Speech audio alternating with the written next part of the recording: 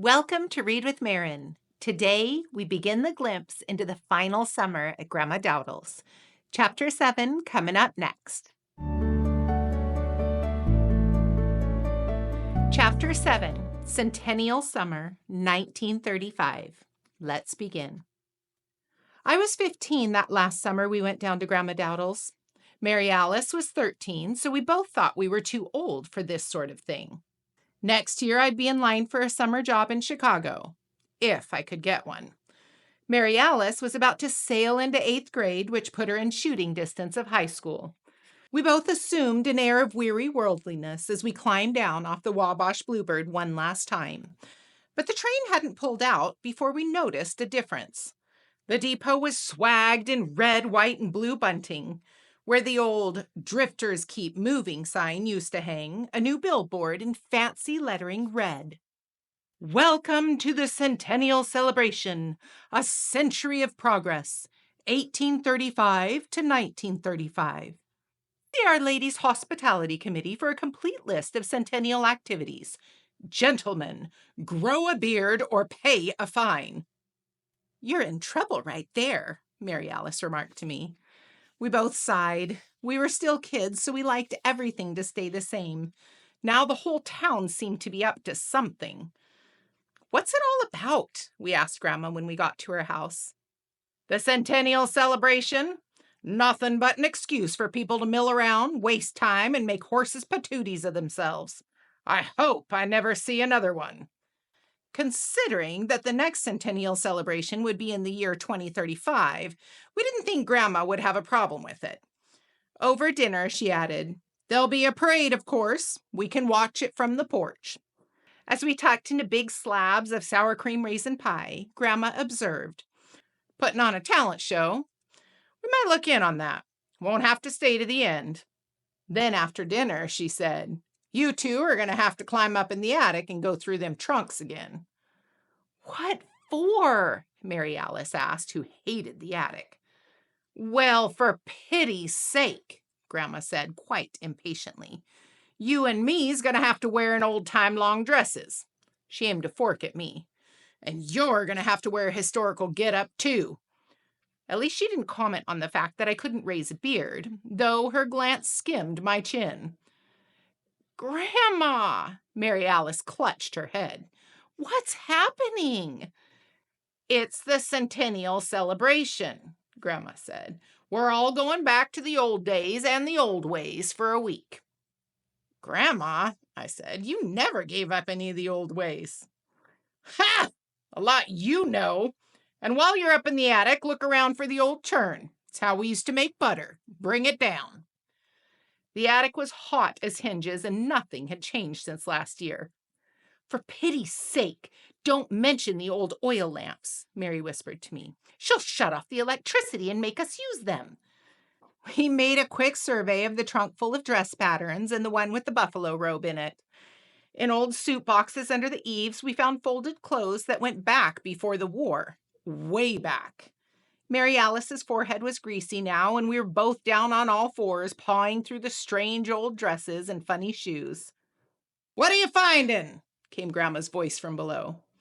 "Grandma, you're not going to be able to get into any of these old clothes," Mary Alice hollered down. "No, but you can." I grinned, and Mary Alice wilted. Then she came on another box with a lot of brittle old tissue paper inside. "Huh!" she said, drawing out an old black coat with a braid around the lapels, then a waistcoat with many buttons, then a shirt with a high collar attached by another button, a pair of drain-pipe pants, and a string tie, and a derby hat. "Made for you!" Alice crowed. She was beginning to enjoy herself, I was sorry to see. "I'll look like the brochure undertaker in that stuff," I said. "I'll look like a horse's patootie. I want to go home." Mary Alice burrowed under one more tissue in the box. "Oh, look!" She held up a dress finer than the others, white going yellow with age. It had a high collar of flanking lace. "Made for you," I said, but Mary Alice didn't mind. She ran a careful hand over it. "Seed pearls," she murmured. In another box, there was nothing but old cut velvet curtains with a fringe at the bottom. Just curtains, I said. Cut velvet with the fringe? Grandma thundered from below. Yes, we yelled back. Bring 'em down, she roared, and don't forget the churn. After Mary Alice twice said that she was so hot she might throw up, we left. We took everything we found with us, clothes, curtains, churn, half the attic. Grandma was nowhere about. Let's see if these clothes fit, Mary Alice said. Let's not. Joey, you know we're going to have to wear this stuff. I went to my room and skinned off my shirt and pants. Then I put on the old white shirt with the stiff front. It came to my knees, but I could push the sleeves up.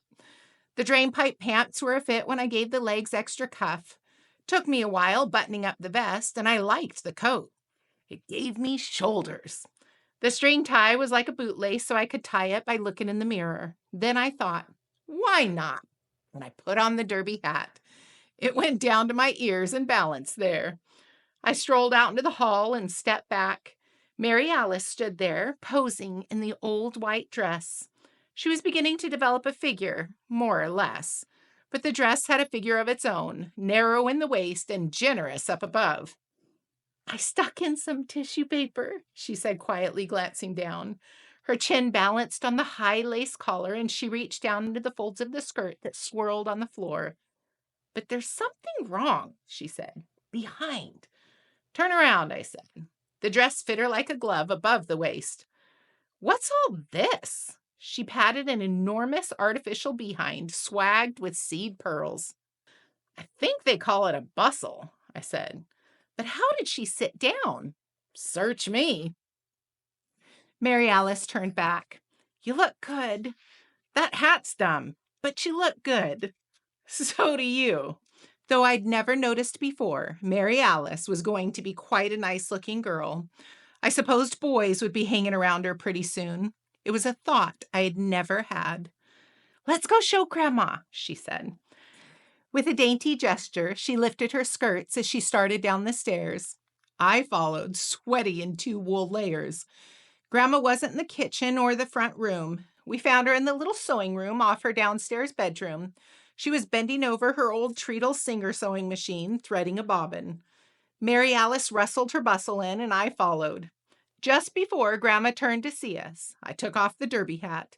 I put it in the crook of my arm like we were an old type picture in a fancy frame. Mary Alice held out the silky skirt. Grandma turned around from the sewing machine and froze. An instant of silence fell when you could hear a wasp on the windowsill. Then Grandma swept her spectacles off her nose. She wiped a hand quickly over her eyes. We quaked.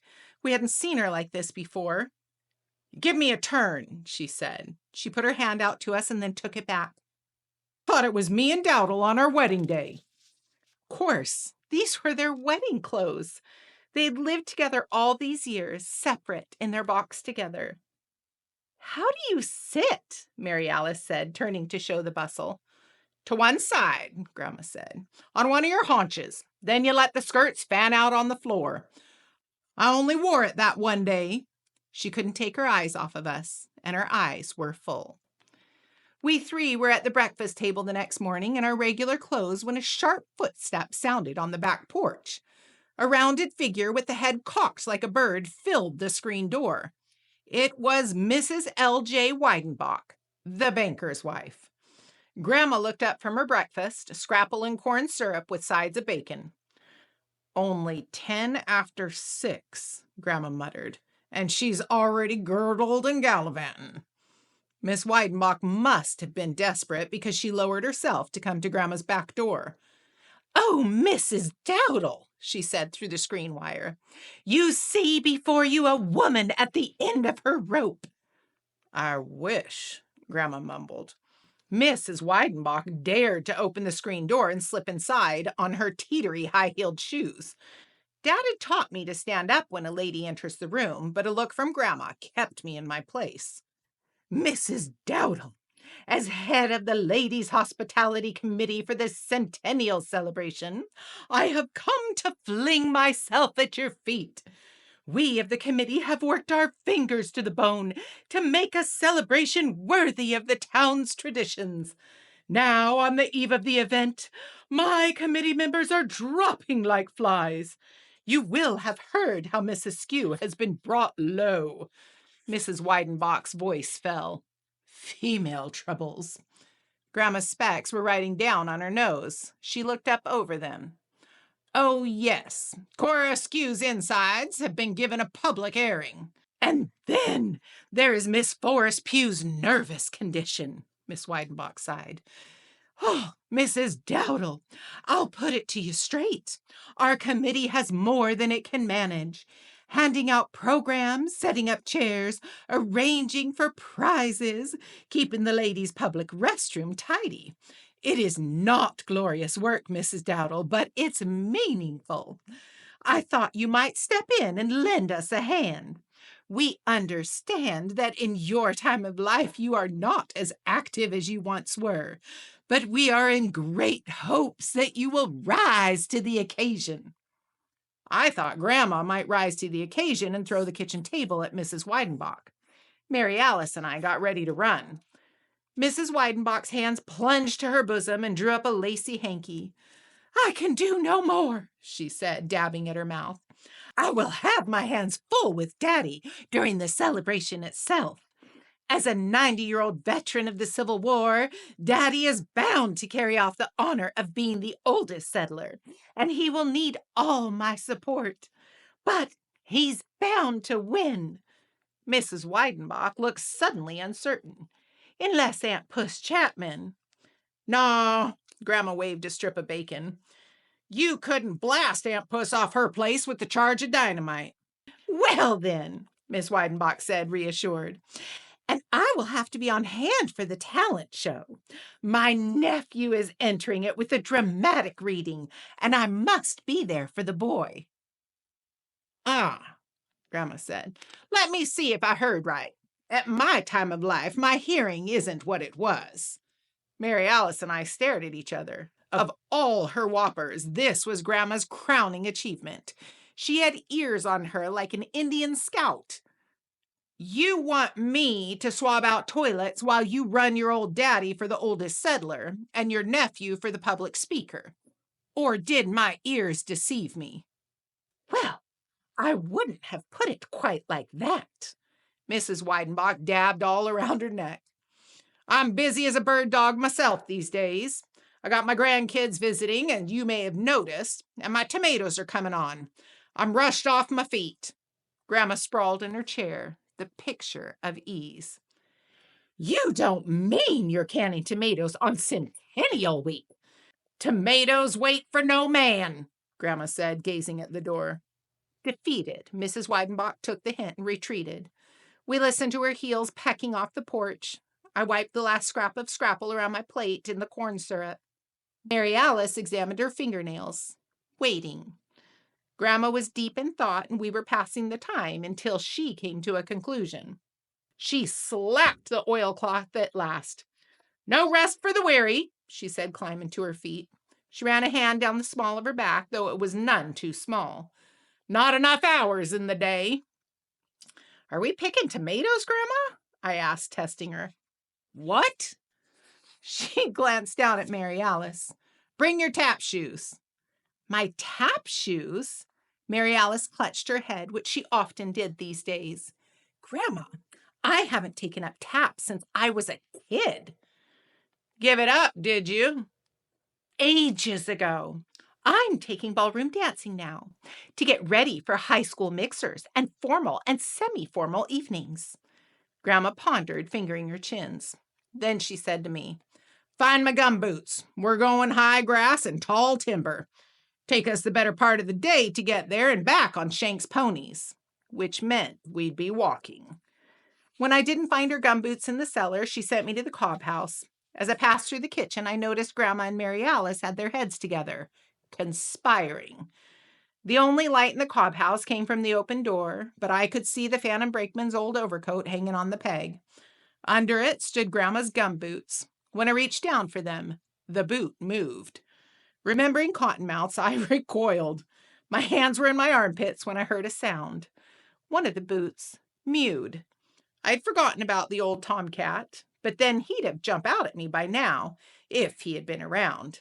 A kitten's face appeared out of the top of the boot. Pointy ears, whiskers, big green eyes. She mewed at me again and tried to get a paw up. I reached down for her.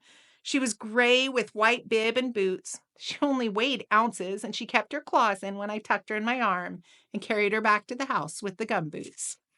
In the kitchen, Grandma had her gardening hat on with the chigger veil. She was packing our lunch with a couple of early tomatoes and some salt for him and a twist of paper. I drew nigh and planted the kitten on the table beside her. "Get that thing out of the house," she barked, but neither the kitten nor I was fooled. The kitten butted Grandma's hand. Then she rubbed herself along Grandma's arm, and Grandma let her. "Got a new pet?" I inquired. "Chicago people have pets, but there's a new litter living down in the Cobb house, and I let 'em. They keep down the vermin. Don't need all of 'em, though." Gently, she lifted the kitten and put her on the hamper with our lunch. "We'll drown this one in the creek on our way." But I wasn't worried. "What happened to the old cat?" I asked, meaning the jumping Tom. "Got in front of the cannonball," Grandma said briefly. She was sitting to tug on her gumboots now, and she was already wearing men's pants under her apron and dress. "Grandma, are we going to go out and see Aunt Puss Chapman?" I said, trying to see a little bit ahead. "We're going farther out in the sticks than that," she said, grunting. "What for?" "To see an old feller named of Uncle Grady Griswold still living, and his wife, Aunt May." By now, I knew that not everybody around here called uncle or aunt was necessarily your uncle or aunt. "Why do we want to know?" "Because if he's alive, Uncle Grady'd be 103 years old." The sun had already begun to punish us by the time we crossed the bridge over Salt Creek. I was carrying the hamper, and the mews came from within. Grandma had forgotten to drown the kitten. We walked a long way over the roads we skimmed in the Terraplane 8. Mary Alice wasn't with us. She was somewhere else. Mary Alice was up to something. By noon, we were nearly out of the country. We had crossed Route 36, but Grandma trudged on. We ate our lunch in a pasture. The kitten climbed out and fed from our hands. Then she stalked around in the weeds, teaching herself to jump at butterflies. When it was time to go, she climbed back into the hamper, and we cut across the fields from there to a little house at the end of a faint lane. Somebody still lived there. Chickens were in the brooder house, and the garden was in and weeded. Hollyhocks stood guard along the fence. Grandma pushed open the front door. It was a parlor from some other time, with faded love knots in the wallpaper. Beside a cold stove sat an old lady. On the other side, in a rocker, sat the oldest man on earth, in a stocking cap. Grandma sighed with satisfaction to see 'em both breathing. Aunt May Griswold grinned at Grandma. Both her teeth gleamed in the gloom of the room. "How you been, Aunt May?" "Oh, yes," Aunt May agreed. "Very warm for this time of year." She wore gardening gloves and a variety of shawls. "How are your feet?" Grandma thundered at her. "Are they still swelling on you?" "Not bad," Aunt May said. "They're still pretty good layers. We get 8 or 10 dozen eggs off of them every day and sell what we don't eat to the cowgills." Grandma turned to Uncle Grady. "Speak right up to him," Aunt May called out. "He's a little hard of hearing." Uncle Grady Griswold was almost as small as he was old. The pom-pom on his stocking hat hung far down his humped shoulder. He was so old he would have made Aunt Puss Chapman look like a young girl ready for her first party. He gazed uninterested up at Grandma. "How you been, Uncle Grady?" she said, speaking up. "Fair to piddlin'," he said weakly.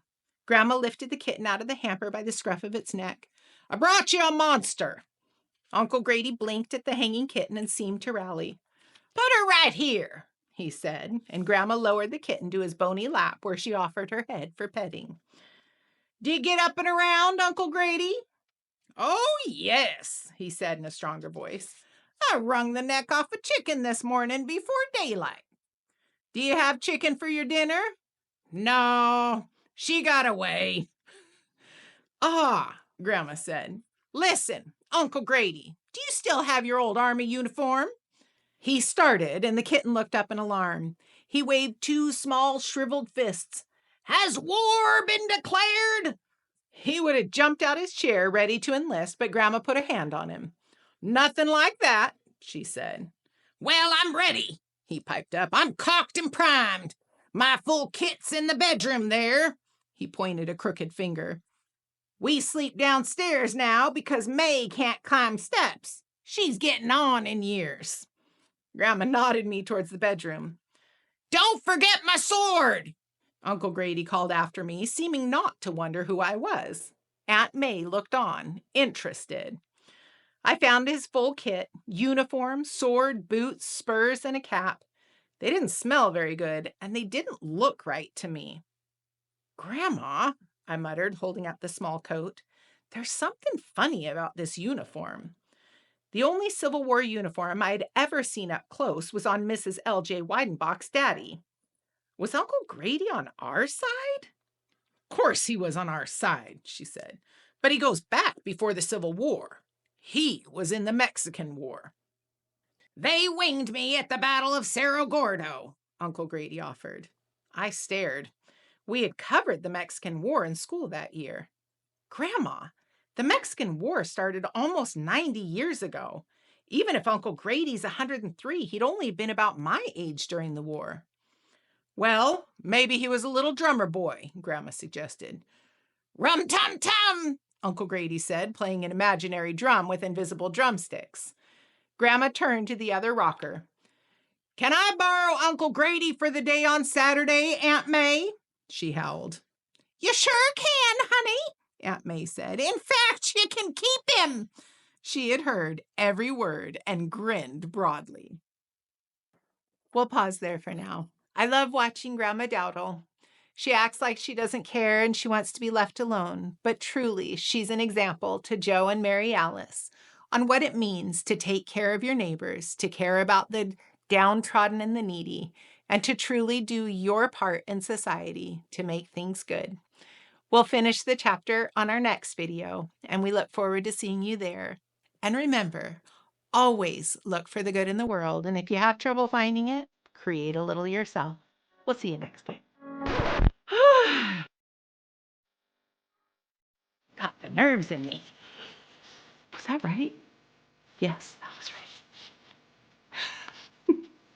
right. You know how like you say something and then you're like, does that make any sense? Golly. Whew. So I said it right and then I messed up everything. An Arab weary. During. And uncle. I worked so hard on Uncle Grady, and then I said, Aunt May. You know, Aunt May. Gosh.